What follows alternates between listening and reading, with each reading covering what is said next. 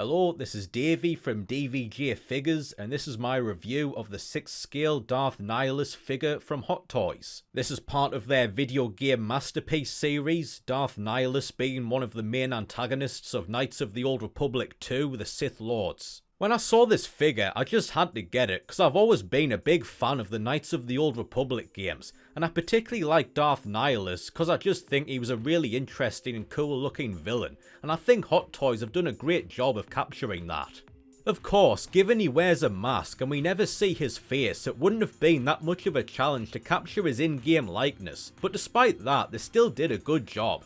His iconic mask looks great, they got all the details down pretty much perfectly. I particularly like the blemishes and distressed details like the dirt and scratches, which contribute to his overall damaged and scarred mystique. The mask can't be removed, not that there would be a whole lot to see if it could be, but the few details we do see are well done and in keeping with the character.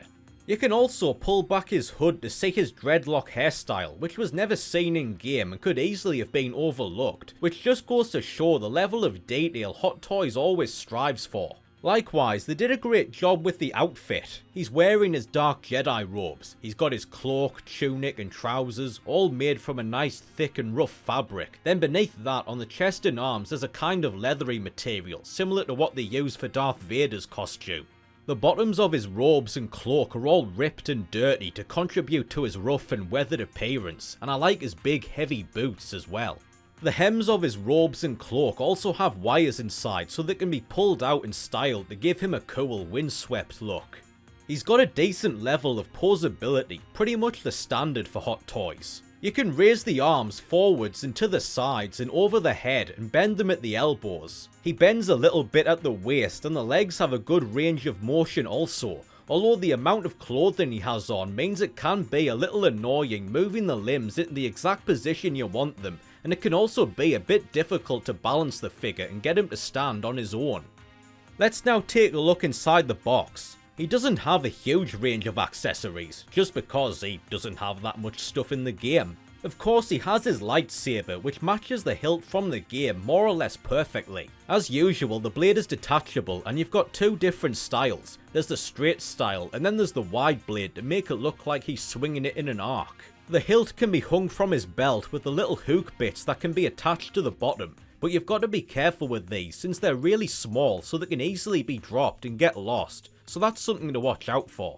We also have a light up version of the lightsaber, but this one works differently to all the others I've seen from Hot Toys. Basically, this version of the hilt has a wire which connects to the little multi-tap thing, which can either be attached to the figure itself by hooking it to the belt or to the stand. You then have another port for a USB-C cable, which isn't included by the way, which then connects to a port on a computer or plug socket. You flick the little switch on the multi-tap and voila. So yeah, that's simple enough, and it looks good in the dark, although I'm not particularly a fan of it. Not that I usually bother with these things anyway, just cause I can't be bothered to mess around with them, and I'm always worried about things getting lost or damaged. But this one I like less than the others, since in order for it to work, you've got to keep the figure near your PC or a power outlet, and it also takes up a space in said PC or outlet, so I really don't see the point. It would have been better if we just had a little battery pack.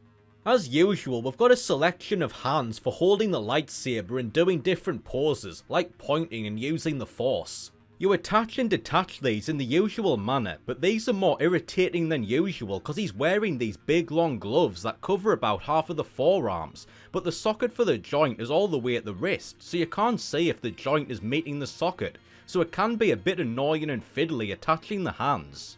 And also, when you detach one of the hands, it's pretty easy to pull out the ball joint with it, which with most other figures isn't much of a problem because you can easily just pull it back out. But here, because of the gloves, you can't get to the ball joint, not unless you've got some seriously thin fingers, meaning your only other option is to get a pair of tweezers or something to get them out. So that's annoying. Then we've got a bunch of different force lightning effects, based on those from the game. These can be attached to the open palm hands and around the arms by removing the hands and sliding them up, and yeah, they look decent enough and are a nice addition, although the long ones for the hands can be a bit fiddly to attach and keep from flopping around. Maybe they shouldn't have made them quite so long. Then finally there's the stand, which is pretty much just standard. You've got the rectangular platform, the pole, and then the nameplate. Yeah, looks fine and matches the character's aesthetic. Overall, I really like this figure and I'm happy to have it as part of my collection. It's really well detailed and I think they did a great job of capturing the look and mystique of this iconic character. I did have some issues with the balancing, hands and lightsaber, but those are pretty minor all things considered. Ultimately, if you're a fan of 6th scale figures, Star Wars in particular, or just really like Knights of the Old Republic, then I would highly recommend picking this one up if you can. And lastly, I'd love to see Hot Toys do more figures from the Knights of the Old Republic games. They've done a couple others, like Darth Revan, who will be featured in another video, and Darth Malgus from the Old Republic MMO, who I currently don't have. But there are a few other characters I'd love to see them do, like Darth Sion, also from KOTOR 2. He has a really striking look which would look great in 6th scale form. Then there's the Jedi, Bastila, and then of course, how could I forget the assassin droid HK-47, probably the most iconic and funniest character out of the whole series. I mean, just imagine if they do him in all bronze, die-cast metal, in the same style as C-3PO or Iron Man, with his yellow glowing eyes. That would be awesome. You could bet I'd snap that up the second I saw it.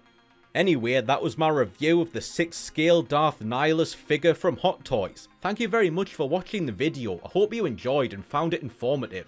If you did, then like and subscribe for more figure reviews from DVJ Figures.